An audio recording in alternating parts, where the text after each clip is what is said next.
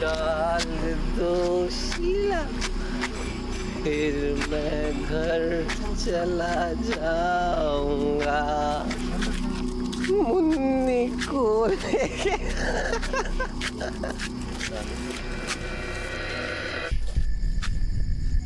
अरे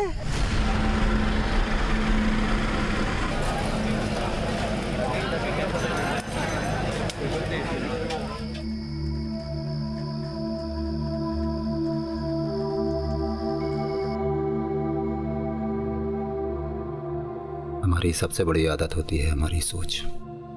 जब तक ये आदत नहीं बदलती तब तक हालात नहीं बदलते हैं।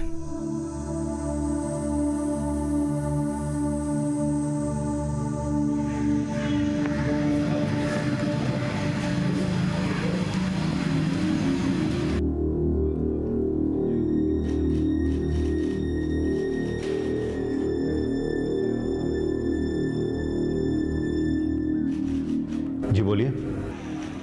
मैंने अपने बेटे का खून किया है, मार दिया उसको जान से, खत्म कर दिया सब कुछ। साहब एक मिनट साहब सुनिए। साहब ये मेरे ससुर है साहब, और इन्होंने आपसे जो भी कहा है साहब झूठ कहा है। मैंने मारा अपने शौहर को, समीर को मैंने मारा है साहब। सबीना तू घर जा। साहब ये झूठ बोल रही है, ये मुझे बचाना चाहती है साहब। नहीं साहब मैं सच कह रही हूँ, समीर का कत्ल मैंने ही किया है साहब। सबीना मैंने कहा ना तू घर जा। साहब मैं सच कह रहा हूँ साहब। दिल्ली ट्रांसपोर्ट कॉरपोरेशन में काम करने वाले रहमत शेख, जिनकी उम्र करीब 60 साल की है, वो एक दिन करमपुर पुलिस स्टेशन में आते हैं और अपने इकलौते बेटे की हत्या का जुर्म कबूलते हैं। उसी समय वहां पर मरने वाले समीर शेख की पत्नी सबीना शेख भी आती है और कहती है कि ये कत्ल रहमत ने नहीं बल्कि उसने किया है। कौन झूठ बोल रहा था और कौन सच? क्या सबीना सिर्फ अपने ससुर को बचाना चाहती थी? आखिर किसने मारा था समीर को?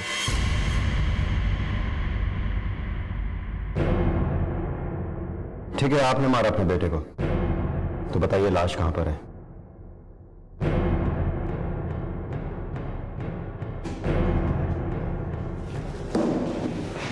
सर, हाँ संतोष, हमारे पास एक केस आया जिसमें 2 लोग एक ही कत्ल की बात कबूल रहे हैं। अब दोनों में सच कौन बोल रहा है पता नहीं। तुम एक टीम लेकर उस लोकेशन पर जाओ जो रहमत शेख ने बताई है। Yes sir. अब समीर की लाश ही सारा सच बोलेगी। सुमंत, इस केस की जड़ तक पहुंचने के लिए हमें रिश्तों की गहराइयों में उतरना पड़ेगा।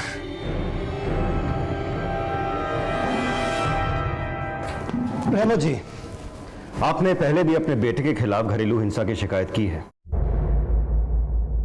इस बार ऐसा क्या हुआ जो आपने इतना बड़ा कदम उठाना ठीक समझा?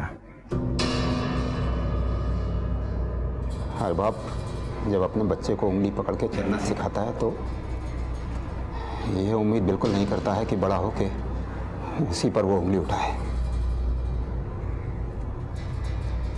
समीर जब पैदा हुआ था तो हमारे घर में खुशियों का माहौल था।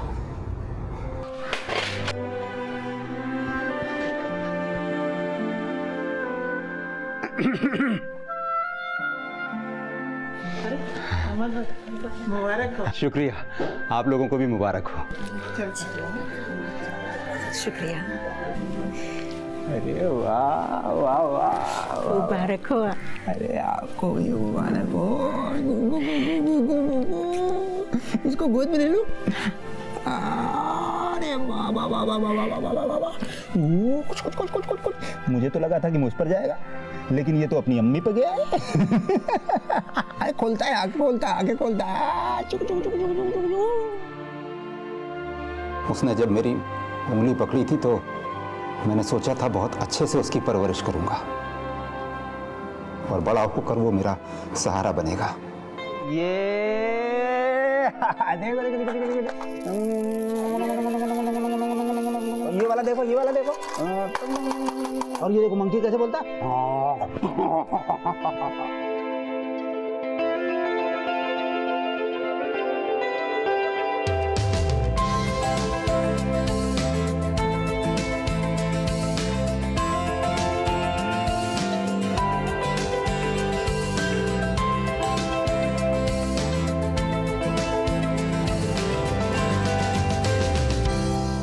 जब आप दोनों में इतना प्यार था तो फिर बाद में क्या हुआ? समीर मेरा बेटा नहीं, मेरा ख्वाब था। समीर बहुत अच्छा क्रिकेट खेलता था और बड़े होकर बहुत बड़ा क्रिकेटर बनना चाहता था।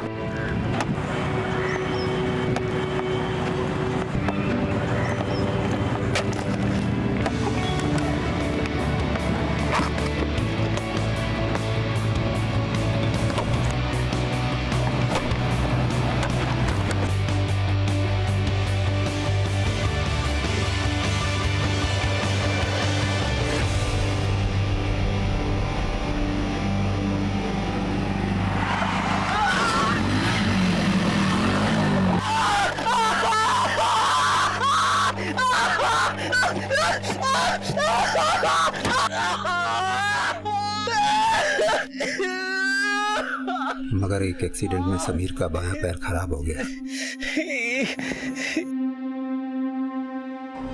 पैर खराब होने की वजह से वो कभी भी दोबारा क्रिकेट नहीं खेल पाया। यही उसका एक इकलौता ख्वाब था जो पूरी तरह से टूट चुका था। मैंने बाप होने के नाते उसको बहुत समझाया, बहुत कोशिश की हर तरह से कि बेटा, पैर खराब होने की वजह से किसी इंसान की किस्मत नहीं खराब हो जाती है।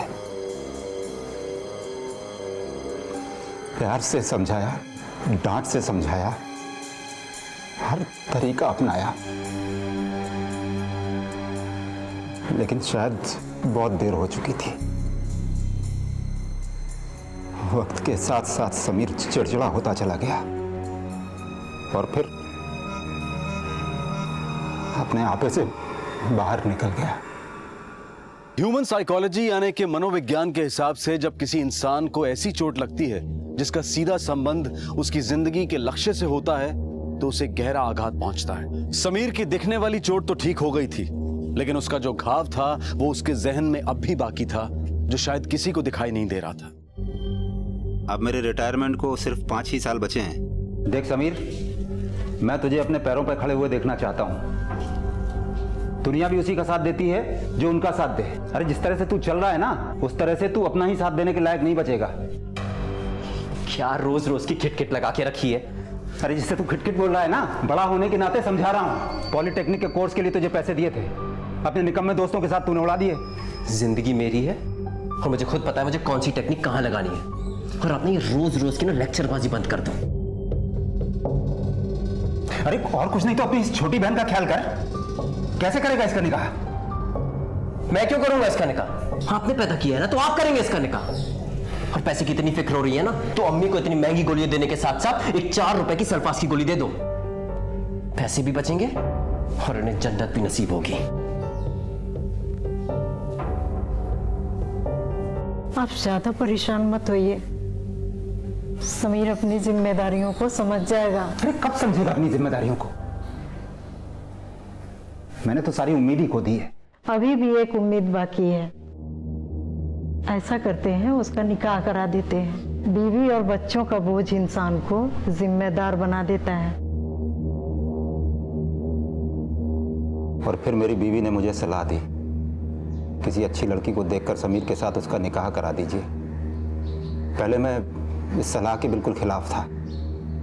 मैं नहीं चाहता था कि किसी भी लड़की की जिंदगी समीर के साथ बर्बाद हो। और फिर मुझे बीवी की जिद के सामने घुटने टेकने पड़े। मुझे भी उसकी जिद में एक उम्मीद की किरण दिखाई दी और फिर हमने समीर का निकाह सबीना के साथ करवा दिया।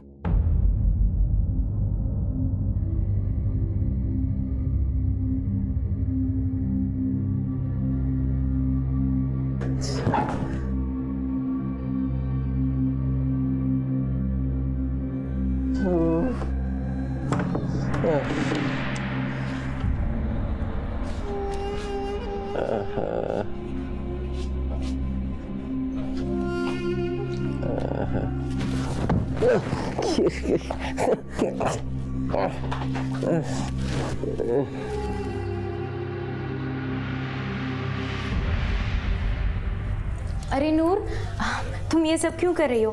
मैं आ गई हूँ ना, अब मैं संभाल लूंगी, मुझे करने दो। भाभी कल ही तो आपका निकाह हुआ है और अभी से आप ये सब करोगे? नहीं नहीं, तुम ये सब छोड़ो, अब बस ससुराल जाने की तैयारी करो और ये सीखो कि सास ससुर का ध्यान कैसे रखते हैं। हाँ, मैं ये सब कर लूंगी। अरे भाभी, ये आपका हाथ कैसे कट गया? रुखसती के वक्त इधर उधर कहीं से लग गया होगा, ध्यान नहीं रहा ना। ये चाय हो गई? हाँ भाभी, मैं अम्मी अबू को चाय देती हूँ, आप सब्जी काट। हाँ हाँ हाँ, बिल्कुल।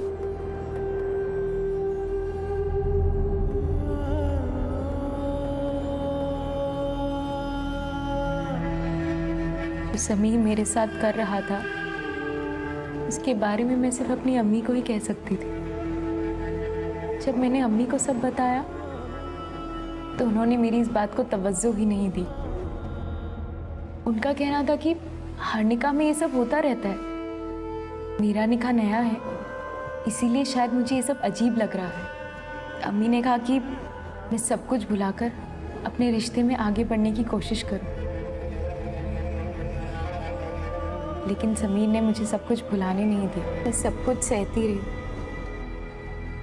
मैंने समीर के अम्मी और अब्बू को कुछ नहीं बताया। वो अच्छे लोग थे साहब, मैं उन्हें दुख नहीं पहुंचाना चाहती थी। मैरिटल रेप यानी कि पति द्वारा पत्नी का बलात्कार हमारे समाज का एक घिनौना आईना है और ज्यादातर केसेस में तो इस बात को हमारे समाज में दबा दिया जाता है या नजरअंदाज कर दिया जाता है और यहां तक कि कई केसेस में तो पत्नियां इसे अपनी किस्मत मान बैठती हैं। लेकिन ये चुप्पी इस समस्या का हल नहीं बल्कि बलात्कार करने वाले को बढ़ावा देना है और यही समीर और सबीना के केस में हुआ।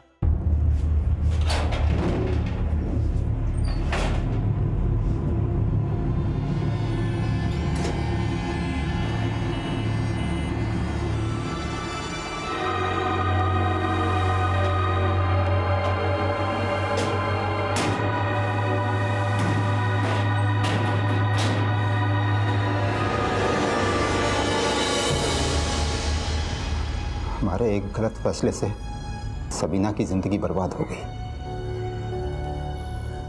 हमने सोचा था कि इस निकाह की वजह से हमारा बेटा समीर सुधर जाएगा, लेकिन ये नहीं सोचा था कि अगर ऐसा नहीं हुआ तो सबीना की जिंदगी पर क्या गुजरेगी। और बिल्कुल ऐसा ही हुआ। समीर की जिंदगी एक ऐसे रास्ते पर आगे बढ़ चुकी थी जहां से वापस लौटना बहुत मुश्किल था।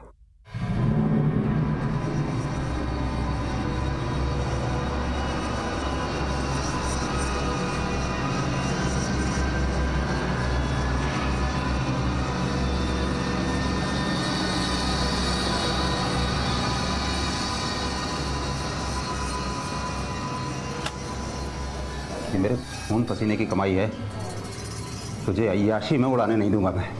अगर तेरी पैदाइश के वक्त मुझे पता होता ना कि इस घर में शैतान जन्म लेने वाला है तो उसी वक्त तेरा गला घोंट देता मैं। छाती पर लेके जाओगे पैसा? हाँ, करोगे क्या इसका? इस मरियल बुढ़िया पे खर्चा करने के लिए सब कुछ है, लेकिन मेरे लिए नहीं है। घर तो आपसे चलता नहीं, लेकिन जुबान दिन रात चलती है।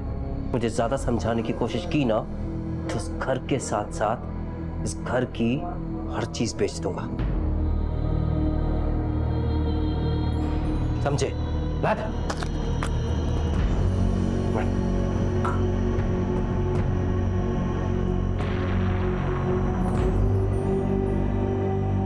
समीर की वो आदतें, उसका गुस्सा, उसका पागलपन, इन सबसे कहीं ना कहीं घर को खतरा था, जो मुझे अब साफ साफ महसूस हो रहा था। आज उसने पैसे चुराकर हमारे साथ बदतमीजी की, कल को घर के सारे पैसे खत्म हो जाते, वो किसी भी नीच हरकत पर उतर सकता था। वो मेरी बेटी नूर को भी भेज सकता था और ये मैं बिल्कुल बर्दाश्त नहीं कर पाता। मैंने हर नाकाम कोशिश की उसकी गंदी आदतों को खत्म करने की, लेकिन उसकी गंदी आदतें खत्म नहीं हुई, इसीलिए मैंने उसे खत्म कर दिया, मार दिया उसे, मार दिया उसे।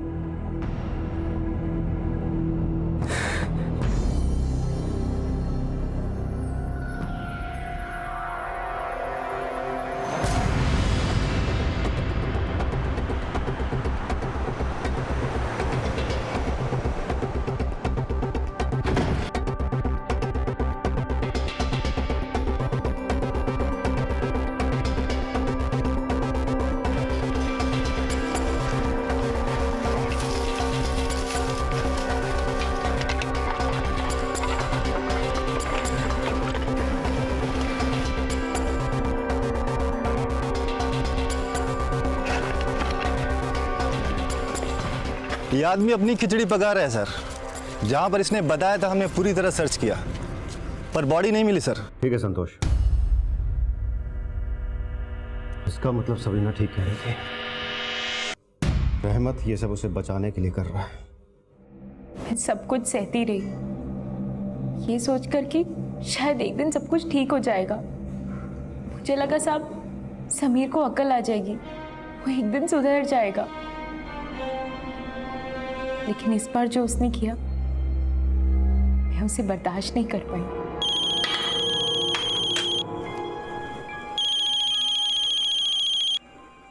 हेलो जी,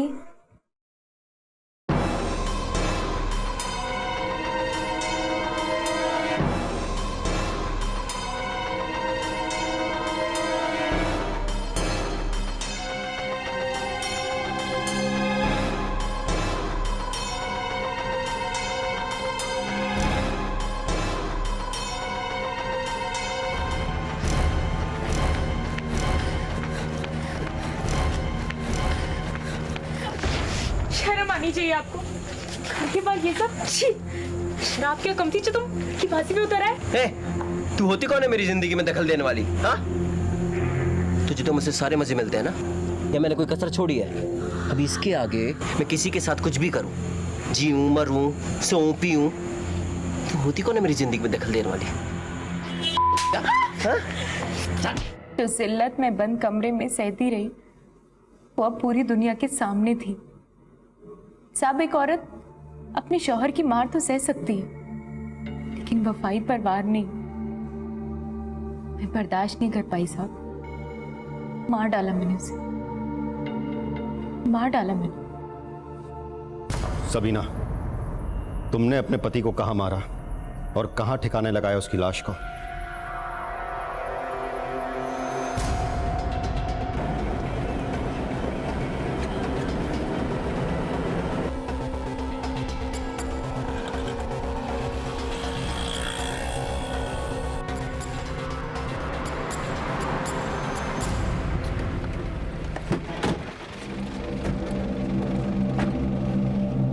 बोलो सबीना। साहब, यही मारा था मैंने उसे। हमारा था तो फिर लाश किधर है? मालूम नहीं साहब, यही होनी चाहिए थी। सुमन, एक काम करो, सारी एरिया चेक करो।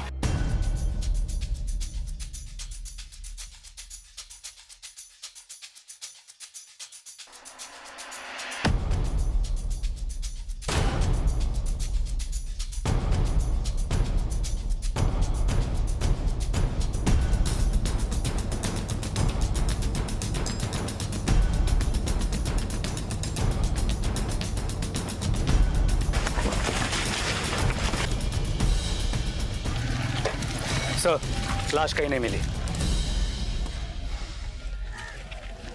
सबीना, अगर तुमने अपने पति को मारा है तो फिर लाश किधर है? देखो, तुम बहू और ससुर पुलिस से झूठ बोलना बंद करो, क्योंकि पुलिस का डंडा जब घूमता है ना तो गड़े मुर्दे भी उठ खड़े होते हैं। एक लाश क्या चीज है? लेकिन साहब, मैं आपसे बोल रही हूँ ना, मैंने उसे यही मारा था। और साहब, मैं आपसे झूठ क्यों बोलूँ? झूठ तो वो बोलता है जो सज़ा से बचना चाहता है। मैं तो अपना जुर्म खुद कबूल कर रही हूँ।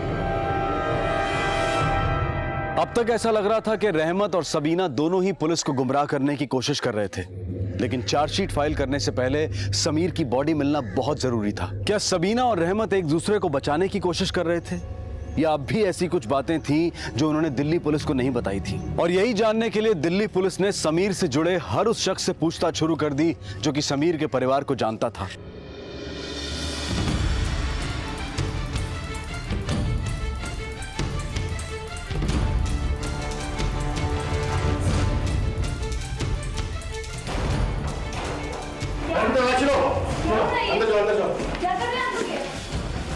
इधर देखो।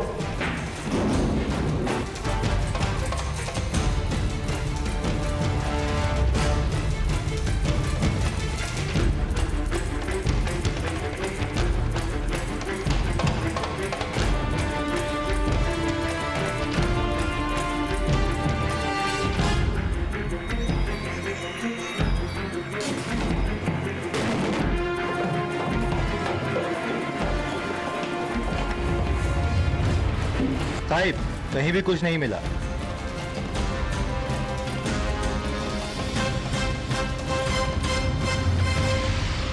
हाँ साहब, समीर और सबीना में मनमुटाव तो था। अक्सर उनके घर से मारपीट की आवाज़ें भी आती रहती थी। समीर के पिताजी तो बहुत अच्छे इंसान हैं, पर पता नहीं समीर ऐसे कैसे निकल गया। अक्सर शराब पीकर हंगामा करना जैसे उसकी रोज़ की आदत हो गई थी। नशे में तो किसी को भी गालियां देने लगता था साहब। हम लोग तो उससे परेशान हो गए थे। एक रात को तो मेरे घर के बाहर आकर उसने बहुत सारी गालियां दी। रहमत भाई तो उससे परेशान हो गए थे। उनका तो घर से निकलना मुश्किल कर दिया था उसने। झगड़ा तो उसका सबके साथ होता था साहब। बीबी को मारता था। एक रोज तो उसने रहमत चाचा को भी मारा था। हमेशा शराब के नशे में धुत रहता था। उस रोज तो रात को भी उसने रहमत चाचा के साथ झगड़ा किया था। सर ये केस खुद चल के हमारे पुलिस स्टेशन आता है और 2 लोग खुद को मुजरिम बताते हैं। समीर के बारे में जो इन दोनों ने बताया, पड़ोसियों के स्टेटमेंट के हिसाब से समीर बिल्कुल वैसे ही था। लेकिन सर क्या ये हो सकता है कि ये दोनों हमसे कुछ छुपा रहे हो? ये हो सकता है कि समीर मिसिंग हो, मरा नहीं है। और अगर वो मरा है तो उसकी लाश कहाँ है? क्योंकि सर जब तक हमें लाश नहीं मिलती हम कैसे मान लें कि समीर मर चुका है? सुमंत, यही तो जानना है कि आखिर समीर की लाश गई कहाँ। और यहाँ ये दोनों सबीना और रहमत खुद की अपनी खिचड़ी पकाए जा रहे हैं। इस पूरी स्टोरी में कोई तीसरी कड़ी जरूर है जिसका पता हमें जल्द से जल्द लगाना होगा ये सारी गुत्थी सुलझाने के लिए। आप दोनों के बताए जगहों पे तो बॉडी मिली नहीं, तो बॉडी को आसमान खा गया कि जमीन निकल गई? आखिर हुआ क्या? अब तो ऐसा लगता है कि आप दोनों के बाद समीर खुद आकर यहां पर अपने मर्डर की बात कबूलेगा। आखिर माजरा क्या है रहमत साहब? क्यों झूठ बोल के हमें घुमा रहे हो? अपनी उम्र का लिहाज करो। अच्छा नहीं लगेगा इस उम्र में अगर हमें अपने स्टाइल में आपको घुमाना पड़े तो। साहब, मैंने ही मारा है अपने बेटे को। मैं आपसे झूठ क्यों बोलूंगा? और झूठ बोलकर फायदा क्या होगा? आपको मेरी बात पर भरोसा नहीं है तो अनीस से पूछ लीजिए।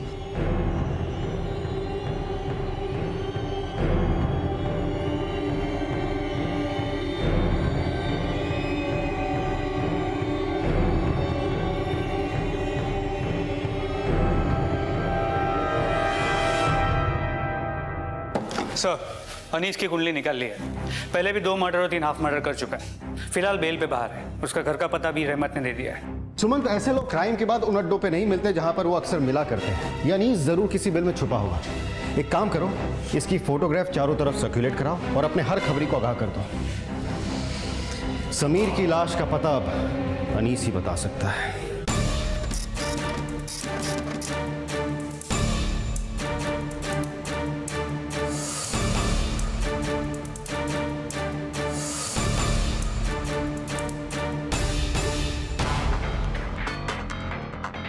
अनीस कहाँ है?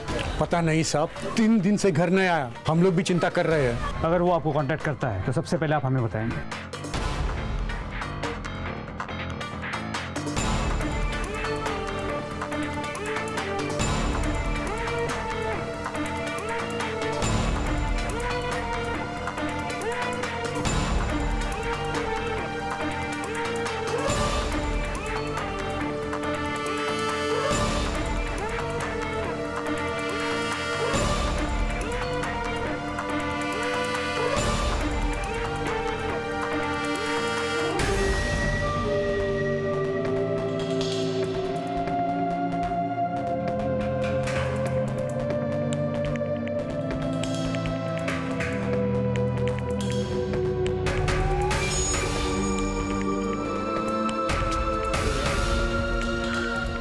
सलाम साहब। कोई खबर? कोई खबर नहीं साहब। दिल्ली का चप्पा चप्पा छान मारा। ठीक है, अनीस की कोई भी खबर मिले पहले मुझे फ़ोन करना। ठीक है साहब। सलाम।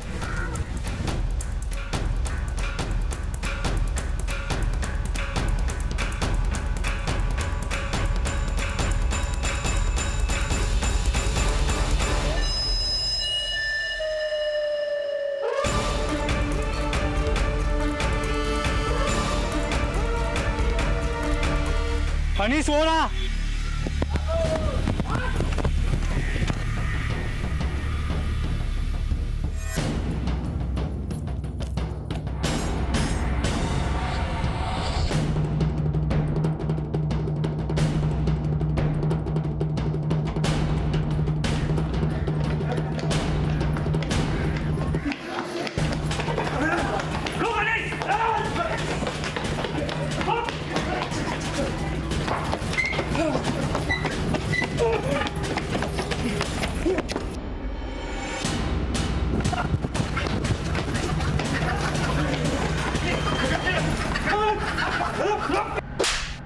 साहब वो बुढ़ा झूठ बोल रहा है साहब, वो सटिया गया है साहब। सच्ची बता रहा हूँ, ये गलत काम मैंने कब के छोड़ दिए। हाँ ये बात सच है कि ये सब काम मैं करता था, लेकिन ये सब काम मैंने बहुत पहले छोड़ दिया साहब। हाँ ठीक है, मैं उसके लड़के को जानता था, वो बुढ़ा हमारे एरिया में रहता था ना साहब। अब उसे किसी का नाम सूझा नहीं तो जबरदस्ती मेरा नाम ले रहा है साहब, फंसा रहा है साहब वो मेरे को। सच बोल रहा हूँ, खुदा की कसम।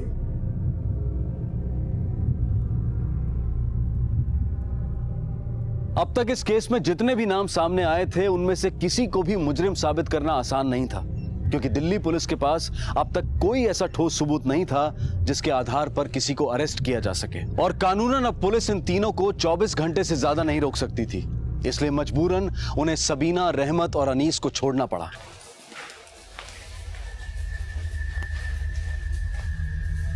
रहमत साहब, फिलहाल हम आपको घर जाने दे रहे हैं, क्योंकि जब तक समीर की बॉडी नहीं मिलती हम कोई चार्जशीट फाइल नहीं कर सकते। समीर की बॉडी को हम तलाश रहे हैं और बहुत जल्द इस केस की सारी परतें खुल जाएंगी।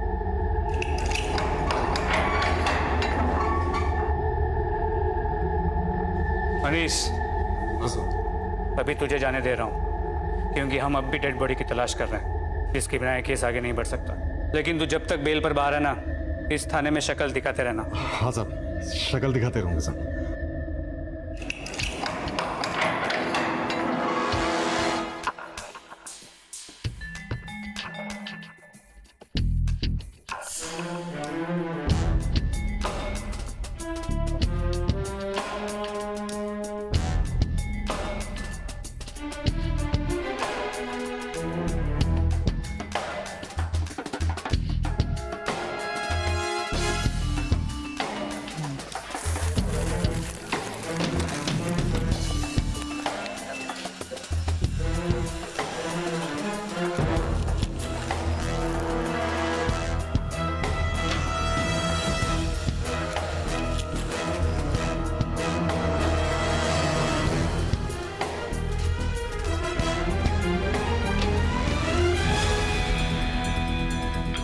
सर, ये बॉटल मिली है सर, और इसमें हल्का सा ब्लड भी दिख रहा है।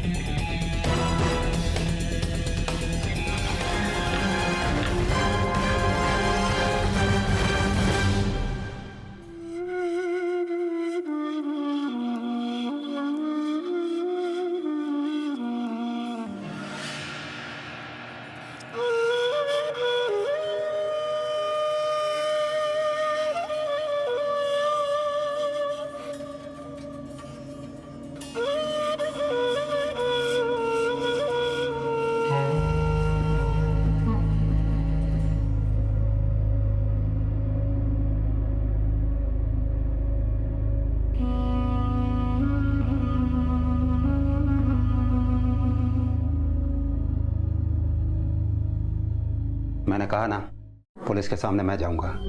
सारी गलती मेरी है, सजा भी मुझे मिलनी चाहिए। नहीं अब्बू, मैं ऐसा नहीं होने दूंगी। अम्मी और नूर का ध्यान कौन रखेगा? क्या नूर से कोई निकाह करेगा जब सबको ये पता चलेगा कि समीर को आपने मारा है? नहीं अब्बू, ये सही नहीं है। सबीना, एक बार मैं तुम्हें दलदल में धकेल चुका हूँ, अब दोबारा ऐसा नहीं होने दूंगा। मैं अपने बाप होने का फर्ज सही तरीके से नहीं निभा पाया। अगर मैं ये फर्ज सही तरीके से निभाता तो आज ये दिन नहीं देखना पड़ता। मैं जा रहा हूँ, तुम नूर और अम्मी का ख्याल रखना। अब्बू अब्बू अब्बू सुनिए अब्बू। अब्बू अम्मी, नूर, तुम बिल्कुल भी फिक्र मत करो। अब्बू बहुत जल्द घर वापस आ जाएंगे। मैं हूँ ना, मैं छुड़वाऊंगी अब्बू को। तुम अपना और अम्मी का ध्यान रखो, मैं सब संभाल लूंगी। वैसे भी इस घर को अब्बू की बहुत ज़रूरत है। मैं सब संभाल लूंगी। भाभी सुनिए तो।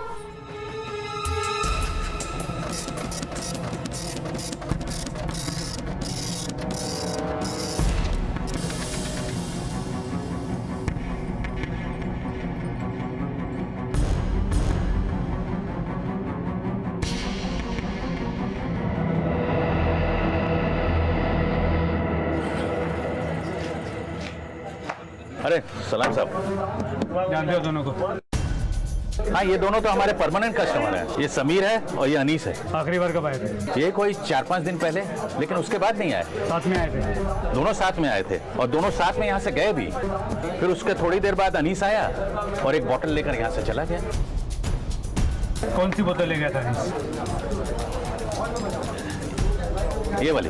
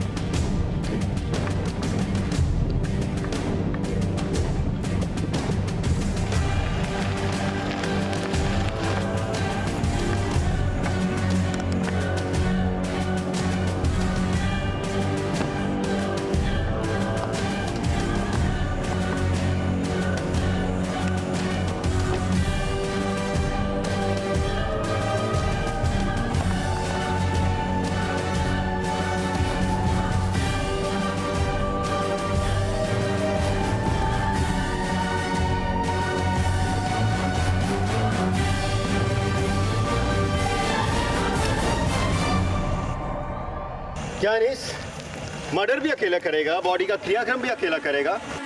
बड़ा खुदगर्ज टाइप का है रे तू। थाने तो साथ साथ चलेगा ना? पकड़ उसको, पकड़।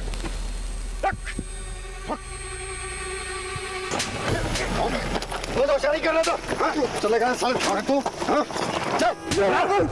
मर जाएगा साहब पे। सब मर जाएगा।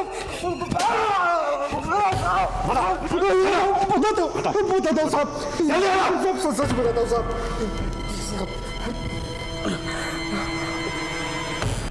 मैंने ही समीर को मारा था साहब,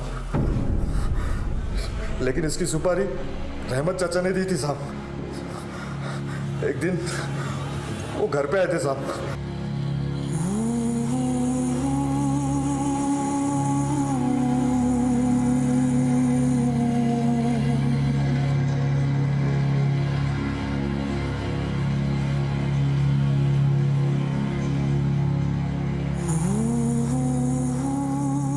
मैं तो कहता हूँ चाचा एक बार फिर से सोच लो।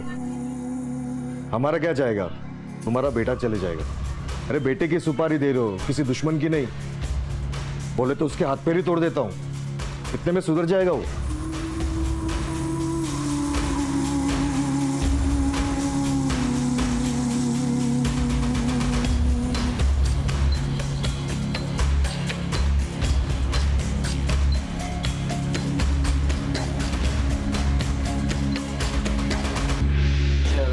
चल नीस, ज्यादा हो गई आज। तू कैसे जाएगा? गाड़ी से जाएगा और कैसे जाएगा? आज भी गाड़ी लेके आया तू? हाँ चल।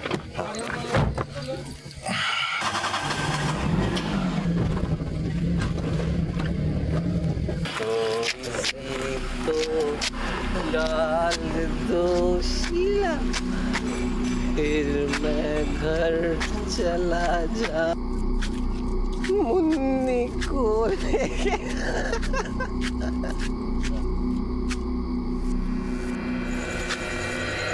अरे तो फिर लाश जलाने की नौबत क्यों आई? साहब,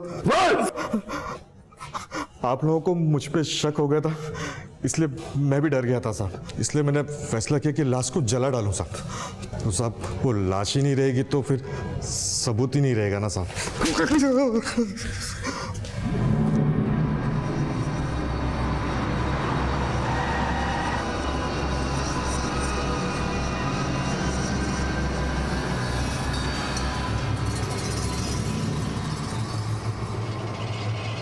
मैं अपने गुनाहों की सज़ा तो पाना चाहता ही था इंस्पेक्टर साहब, लेकिन मेरा गुनाह सिर्फ उतना नहीं है जिसकी कोर्ट सज़ा देगा। मैंने सबीना की ज़िंदगी बर्बाद की है। मैं समीर को गलत रास्ते पर जाने से रोक ना सका। मैं अच्छा बाप नहीं बन सका। सारी गलती मेरी है।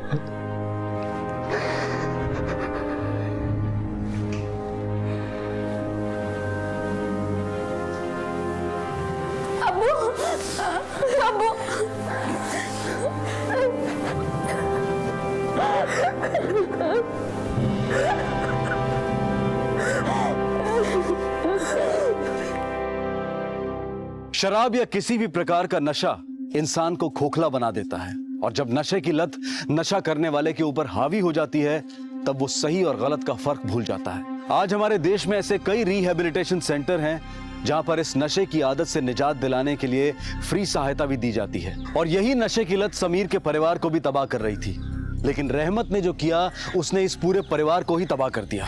हम सभी अपने परिवार से प्यार करते हैं और उनकी सुरक्षा हमारी जिम्मेदारी है, लेकिन उसकी कीमत किसी की जान नहीं हो सकती। रहमत के एक गलत फैसले का हर्जाना आज पूरे परिवार को भुगतना पड़ रहा है, क्योंकि परिवार का सबसे समझदार और जिम्मेदार सदस्य रहमत शेख आज जेल की सलाखों के पीछे है। समीर की बॉडी रिकवर होते ही रहमत और अनीस को हत्या और हत्या की साजिश के लिए अरेस्ट कर लिया गया। अब अपनी बची हुई जिंदगी वो जेल में गुजारेंगे।